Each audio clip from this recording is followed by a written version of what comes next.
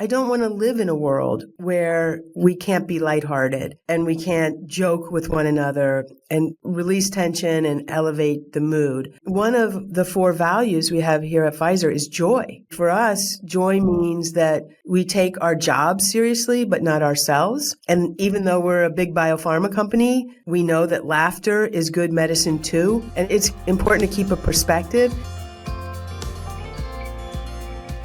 Hello, I'm Paula Davis from Heidrick Struggles in the Corporate Affairs and Communications practice here. And we are excited to talk about communications and how you move from good to great as a leader. So this podcast is for communicators, it's for CEOs, it's for everybody who leads people and wants to be more effective in what they're doing. And who better to talk about communications than author, board member, business leader, mentor, advisor, mom, wife, daughter, sister, than Sally Susman, who literally wrote the book on this topic. So Sally is Chief Corporate Affairs Officer of Pfizer. She leads engagement with all of Pfizer's external stakeholders, including communications, corporate responsibility, global policy, government relations, investor relations, and patient advocacy. She also serves as the vice chair of the Pfizer Foundation. So Sally, thank you for being here today.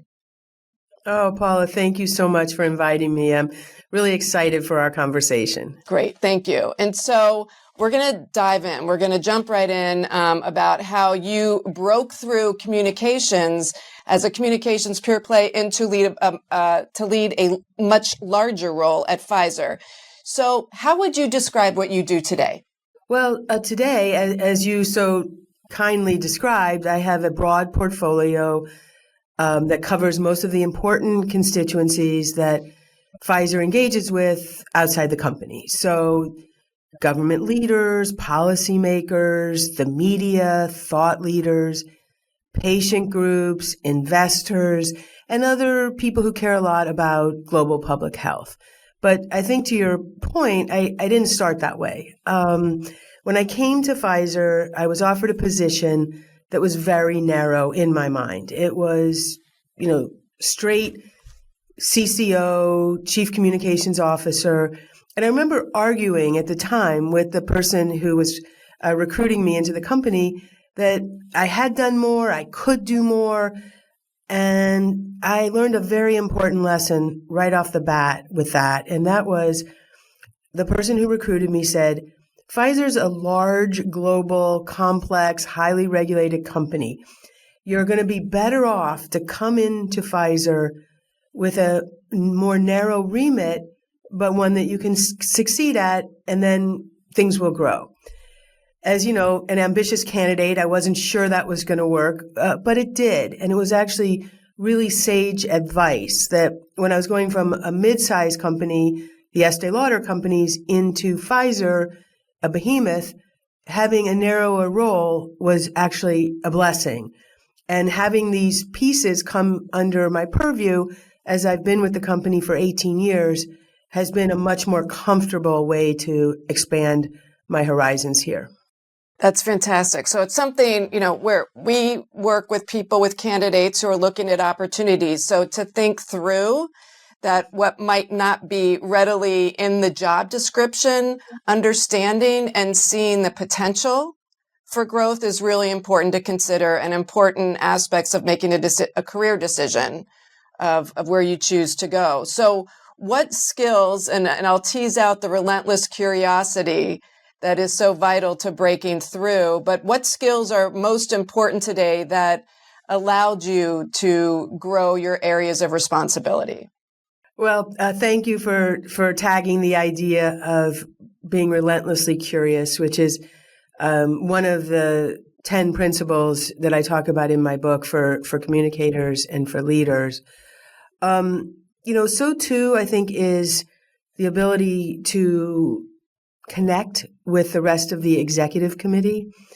Over the course of 3 companies, I have reported to 9 CEOs, and each one was different. They're all very talented, but being able to express a vision for the company that you're representing, to understand how it works, and that can be, very hard to do, to show a commitment to preparation, which I really believe in, and having a series of skills that you bring to every new role.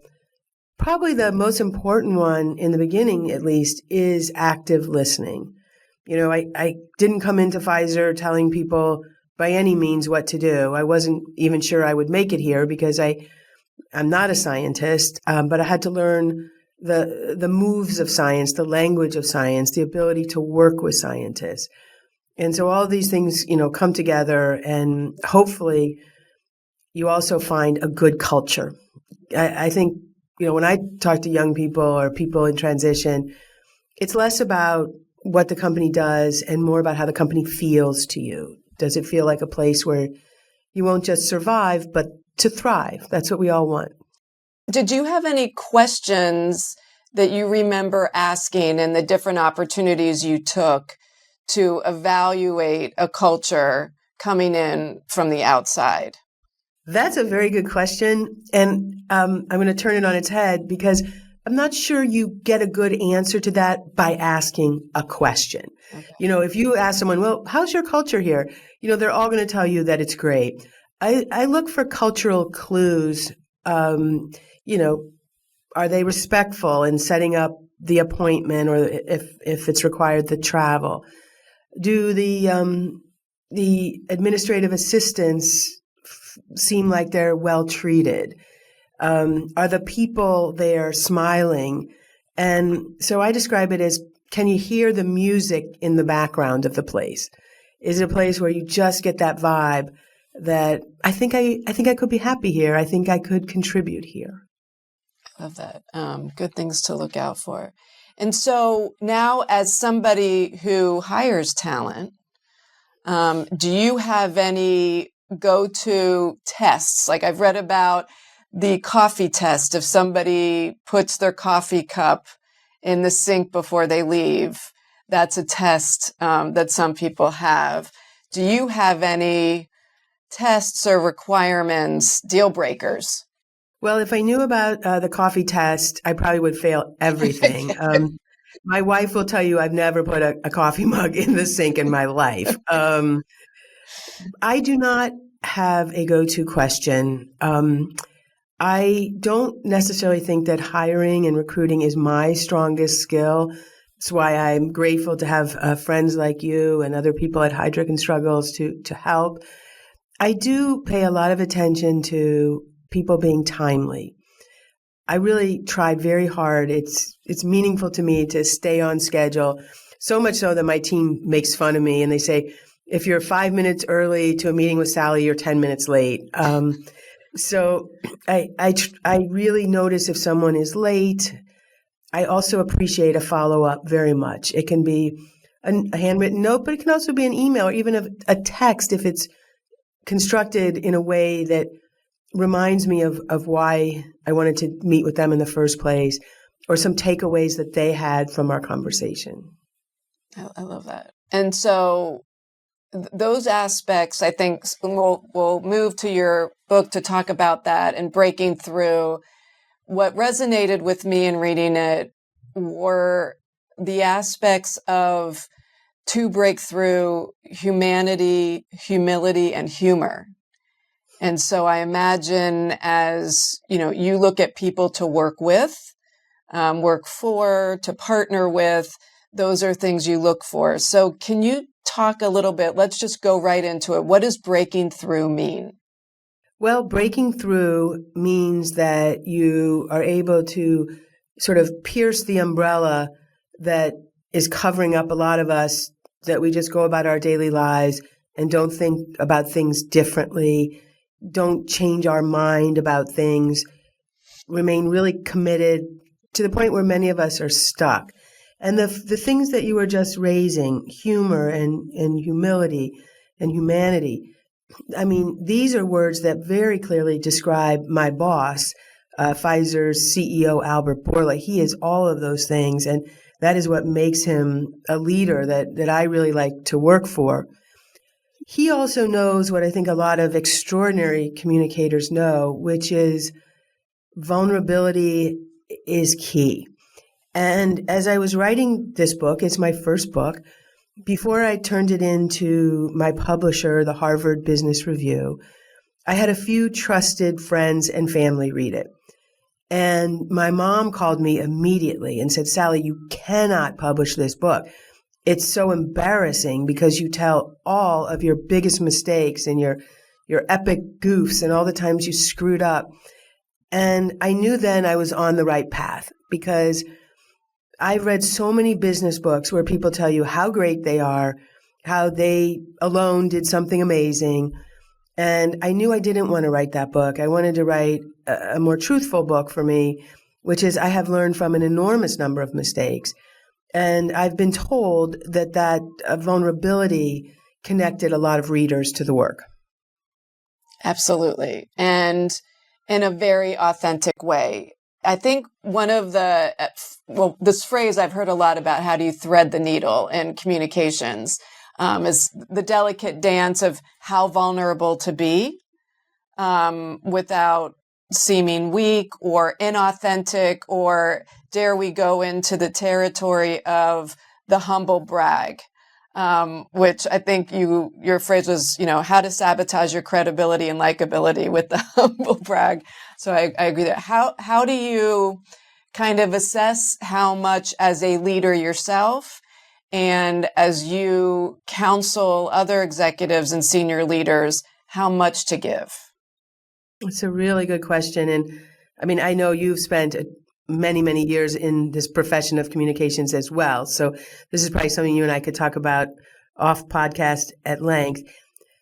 Finding the balance for executives between sharing an appropriate amount versus being too locked down is at times very difficult. I worked once with a tremendous executive. She was really highly effective, a superstar.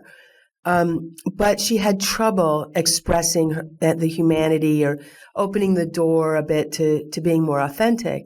And I remember when she called me to her office, closed the door, and she said, Sally, I need you to hire a PR specialist for me.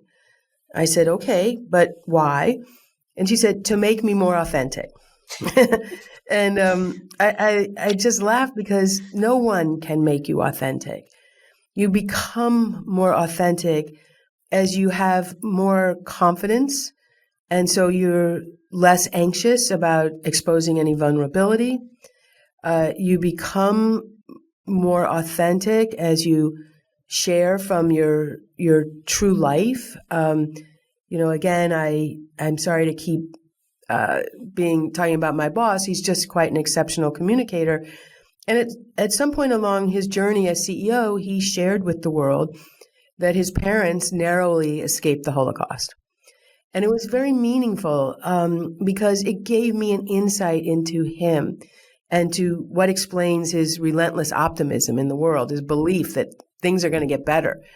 And so when you're contemplating sharing something, I believe it's important to think about, can this be part of a larger narrative that I'm trying to convey anyway? I don't think everybody needs to bring all of their best self to work every day. I don't need to know what you had for dinner or what you cooked 10 times over the weekend. But if there's something you want to share about you that explains maybe why you're at that company or why you're striving for something greater, then I really want to know. And that becomes deeply authentic. I love that. And for the person who asked you to help them become more authentic, maybe what they were trying to communicate is that they felt misunderstood. I've seen very thoughtful people, good people, but they came off in a very different way because they were uncomfortable speaking or giving of themselves. It was just that insecurity or, not having the skills to do that. How do you, and I'm sure you've worked for people confuse charisma with being an effective communicator or confidence. Do you have any stories or advice of how you've helped leaders or yourself gone from a good to great communicator? And I think breaking through those steps are probably an important recipe for that. Thank you. I've thought so much about this. I don't want to go on for too long. One of the key concepts that I write about is called pitch. And some people make the mistake when they see the word pitch in a book written by a person who's primarily a communicator. They assume it is, I'm pitching a story to the media, or I have a sales pitch, or the dreaded elevator pitch. When I talk about pitch, it is none of those things. My concept of pitch relates more to a quality of sound, a way of being. And the story I tell about this goes back to my time at American Express. And Ken Chenault was a new CEO when 9/11 happened. And the American Express's global headquarters are right down there at Ground Zero. And Ken was on a business trip on the West Coast when the planes crashed into the towers. And I mean, everyone knows what happened, and that the city was shut down for a time. Their people lost their lives who worked at that company as they were traveling, commuting through the World Trade Center. And Ken had an instinct, and his instinct was, I've got to get back to New York, and I've got to get people together. So literally, he drove across the country. He had the team rent out Madison Square Garden so that people from the tri-state area could come. The team, of course, wrote a very beautiful speech for him. But when he took the stage, he ripped up the speech. And he really looked the people in the eye, and he knew the names of those that had perished. He didn't have to read them, he knew them. At one point, he waded into the crowd to be very present. And he said something that's very important for leaders and communicators. He said that American Express's best days were ahead of them, because great leaders are purveyors of hope and optimism. And Ken did that in that moment. And really, from that moment forward, I think everybody in the company felt like, oh, I work for Ken Chenault. He landed his credibility because his pitch was perfect. So sometimes it's less about the precise words that you use. It's about the way that you are. Do you come in with a smile on your face? Do you look people in the eye when you talk to them? Do you listen carefully? And I find too many people are caught up in, memorizing a phrase or trying to rehearse their remarks. I don't think any of that is nearly as important as the intention that you bring to the experience. Yeah, that is very powerful. And, in a moment like that, to connect with your people like that, people never forget it, right? I mean, it's the old saying, people don't forget how you made them feel. And words can take you there. And pitch, and how you connect with them. Sorry seems to be the hardest word for many leaders and companies. How do you approach the apology? I have a section in the book on the core tenets of a meaningful apology. First of all, I prefer the I to the we, and I prefer not to use the past tense. Mistakes were made is not a good apology. The passive voice of a kind of anonymous thing, but to use the I, to be as in the moment as possible, and to be specific about what it is you are apologizing for. Not because, I might have done this, but because you did do it. I am sorry that my being late caused you anxiety and wasn't respectful of your time. Maybe that's better. So it's really digging deep into not only what you did, but knowing the impact that your mistake made on other people. And companies are bad at this, just like you said. they fear some kind of weakness implied or legal liability implied. If you've done something, I believe that owning it, taking responsibility, can sometimes even lead people who are initially angry to be, advocates for you and supporters of you and your company and your cause for taking the time to make a meaningful, sincere, specific apology. I couldn't agree more. I worked for someone many years ago who came up to me and said, I noticed, how you said, I'm sorry, and took responsibility for something. And I think that leveled me up in his mind as a leader, ironically, because he said the relationship was so much more important than who was really at fault. And it immediately diffused the situation and we could move forward in a productive way. I love it. That's a great story. Yeah, there's power in that. So you have served many roles. You continue to. One of them is as a board director. And, we're seeing more communications people on boards, which is great, and would love to learn a little bit about your experience and the qualities that you believe prepared you for that role and your experience. Thank you. I have very much enjoyed the opportunity to serve on public company boards. I've been on 3, one at a time, because they are time consuming and you want to give things your focus. The first one was a REIT that was then sold successfully. The second was a British advertising and marketing company. Many people in our field, Paula, know WPP. I was on their board. But in England, after 9 years, you lose your independent status, and it forces a refreshment and rotation that I think is very healthy. And so now I serve on the board of directors of UL Solutions. It is a testing, inspecting, and certifying company with a fantastic purpose statement, working to make a safer world. I really like purpose-driven companies.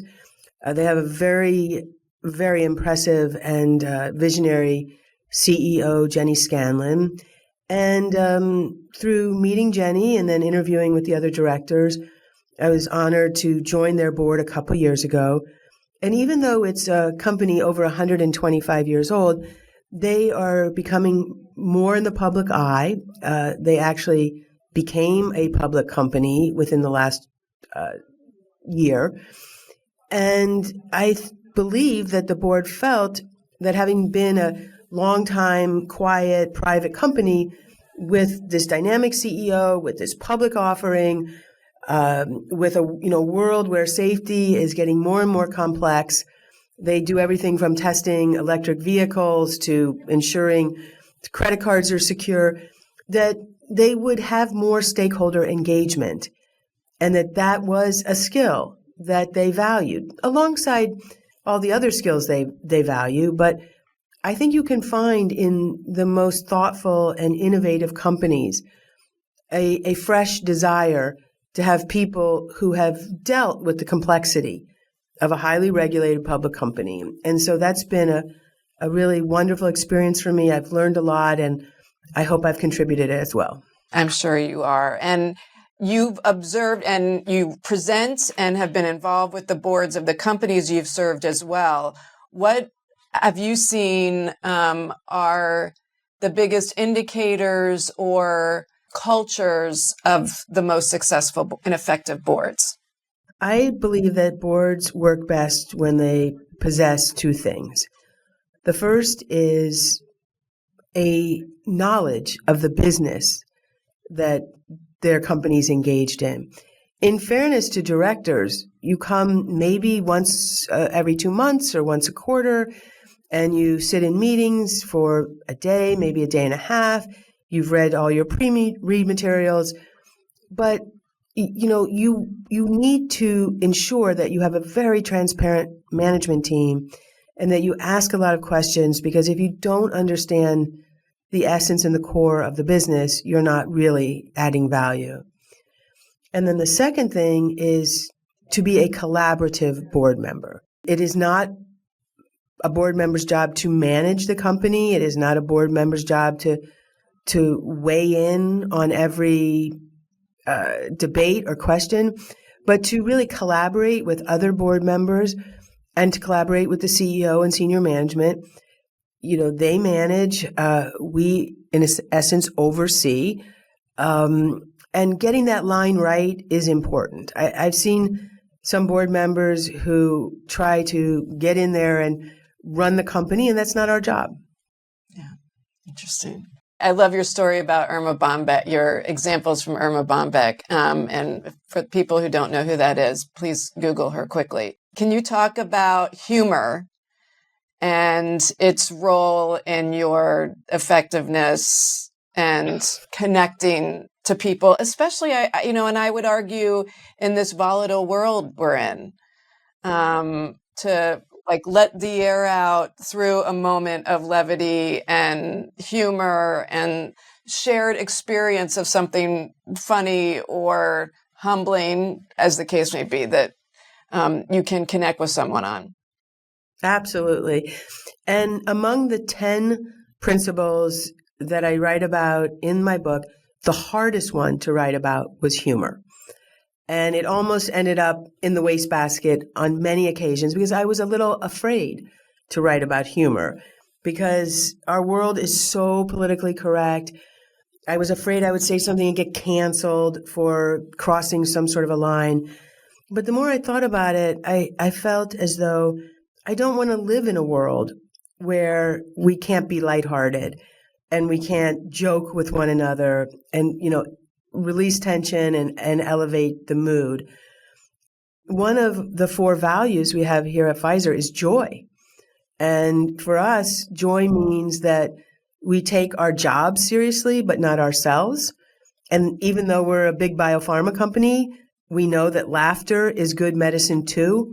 And it's important to keep a perspective. So I try to share some thoughts about in the book about how to be humorous in today's world. And certainly rule number 1 is always to only really make a joke about yourself. I mean, you never poke the fun or take it out of another person. Self-deprecating humor pretty much is a winning strategy. Fun thing that I do with my division is usually about once a year, typically in the summer, we have something called open mic night. And on open mic night, we get around, we sort of make it look like a Lower East Side comedy club with, a light bulb and a microphone. And we get up one by one and we share our biggest mistakes. And before long, everyone is laughing together.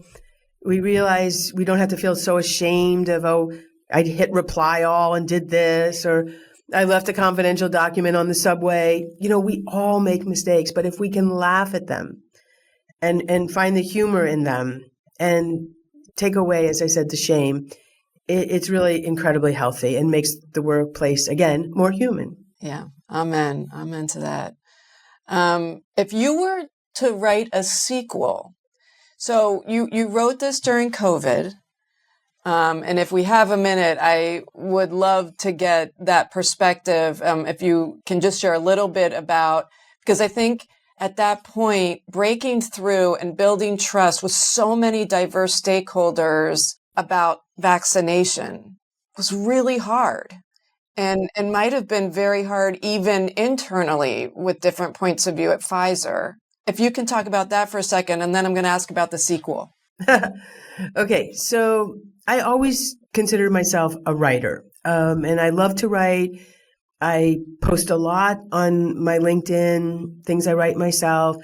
I'm a contributor at Time Magazine. I love to write and have had some smaller pieces and essays published. But I always really wanted to write a book, and I had some failed attempts. I wrote an incredibly bad novel that never made its way out of my bottom desk drawer. I took a stab at a memoir that was unworthy of a memoir, and it was terrible as well. So, I thought, well, maybe the book won't be there. But then COVID hit. And for me, like for everybody else, my life was turned upside down. Of course, I was stuck at home.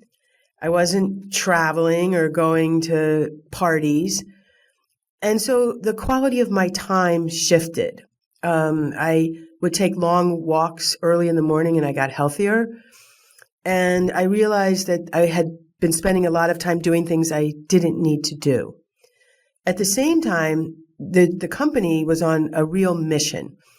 Albert Bourla, our CEO, had declared that we would bring forward a drug before the end of the year.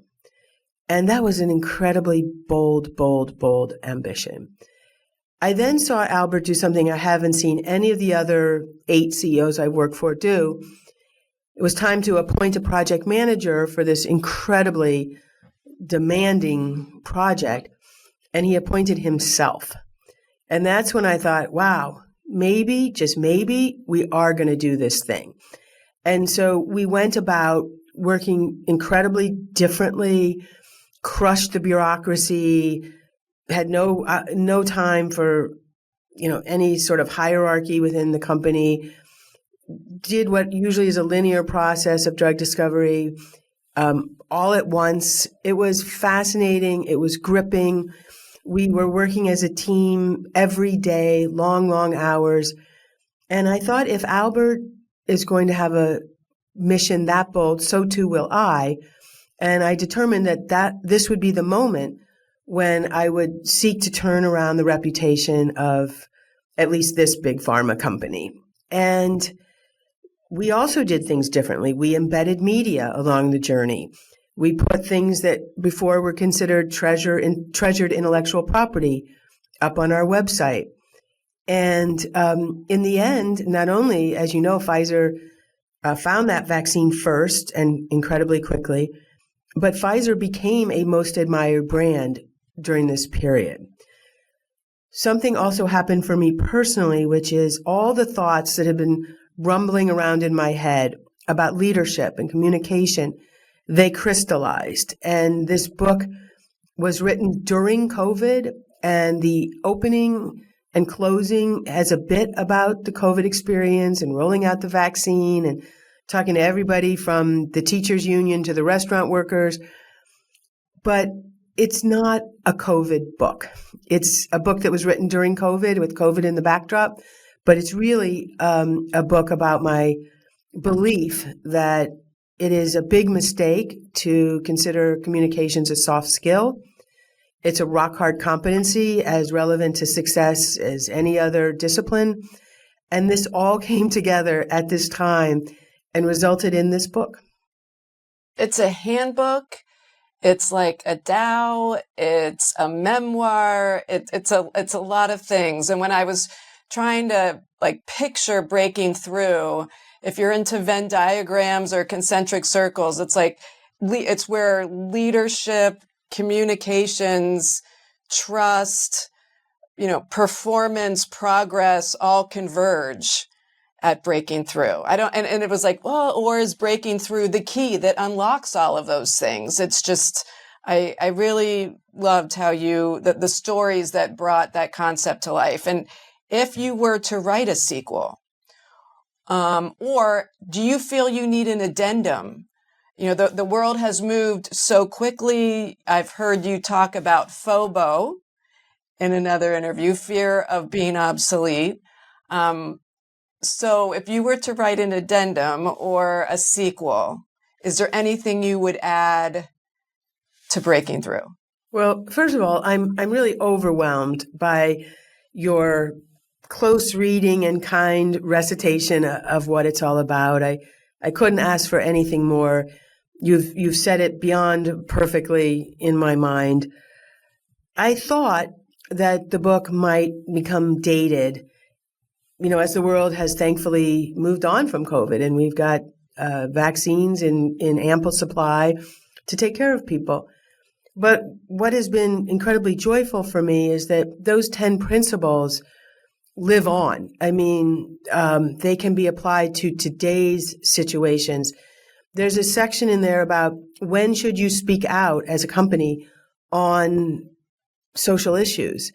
And I developed a 5-question framework because it shouldn't be what Paula thinks or what Sally thinks. It should be what the company understands to be true and how we manage and lead ourselves. The framework still works, even though the questions are different.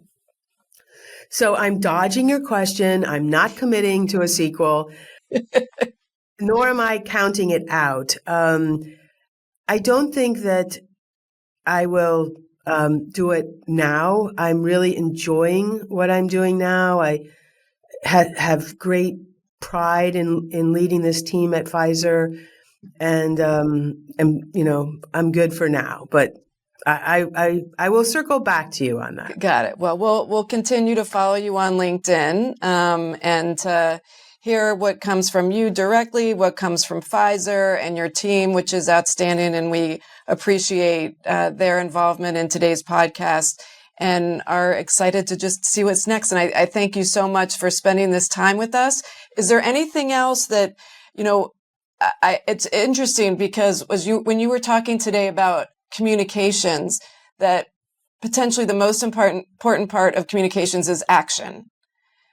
And, we know the statistic when you're, in public speaking, 95% of it is visual and, 5% is what you're actually saying. But, words matter for sure. You talked about pitch and looking at cultures and how you hire based on action and look at cultures for action of organizations you want to join, of effectiveness of boards. Is there any other key takeaway, if you remember nothing else, about breaking through, no matter what role you have? If you work in an office, at home, wherever you're working, what would that be? Yes, I do. Thank you. I wrote a final chapter in the book on seeking harmony. And, that may sound a little kumbaya for a business book, but we live in a world that is increasingly divided and unkind and lacking in civility. Everyone is familiar with the Edelman Trust Barometer. And in one of their surveys, they asked people, if you saw someone on the sidewalk who was hurt, but you knew they were different from you, that you thought they either come from a different background or they had a different political view, would you help them? And 30% of the people said yes, which means a startling 70% said no, that their feelings of division are so deep that they don't want to help somebody if they're from a different political party or a different spectrum, social spectrum. And that really troubled me, and it deeply, deeply bothered me. And I like to follow Adam Grant, and Adam says that harmony is the pleasing arrangement of different sounds. And that is very meaningful. So, Paula, you and I don't have to agree on everything.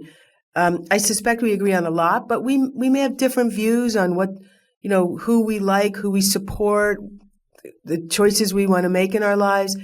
But because we're both professional communicators, we have the skills to be able to discuss this in a civil way and potentially agree to disagree. We can listen for understanding, not for rebuttal. And so I am passionate about building these core skills, maybe because you want to become a CCO somewhere, or maybe because you're the CEO of a company, but also maybe just because you're a person trying to get by in this world and build relationships and create communities, and having rock hard communication skills is essential to doing that. And I'm passionate about that. There it is. I'm gonna end there. That's our mic drop. Sally, thank you for joining us today. Thanks, Paul. It's been great fun, really.